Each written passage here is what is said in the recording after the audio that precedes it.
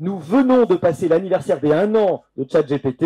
J'ai un article dans le Figaro avec mon confrère, copain Laurent Alexandre hier d'ailleurs, où on fait un peu le point sur cette première année, une année complètement dingue. Entre le moment technologique du début et le moment technologique de la fin, il y a des différences extraordinaires. Comme vous le savez, il est déjà multimodal, vous lui envoyez des photos, vous dialoguez, il a progressé de façon extraordinaire en puissance.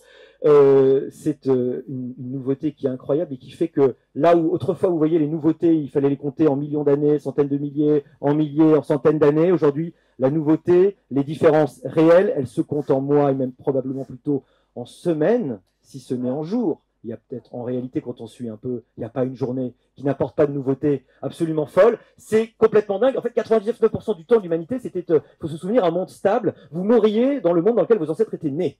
C'est-à-dire qu'il n'y avait absolument aucun changement, il n'y avait pas d'innovation, c'était énorme. Aujourd'hui, il nous semble normal de vivre dans un monde qui se transforme toujours. En fait, c'est rapide et c'est complètement nouveau. ChatGPT, c'est quand même la première fois que l'intelligence devient une forme de commodité. C'est-à-dire que nous une commoditisation de l'intelligence, qui est un peu comme un robinet, on ouvre, on a de l'intelligence. Jusque-là, l'intelligence, c'était le truc le plus rare. Il fallait des années, il fallait une personne formée, c'était rare. C'est un cerveau qui se fatigue vite, la bande passante est relativement faible. Pour avoir un neurochirurgien ou un radiologue, il va falloir le former pendant...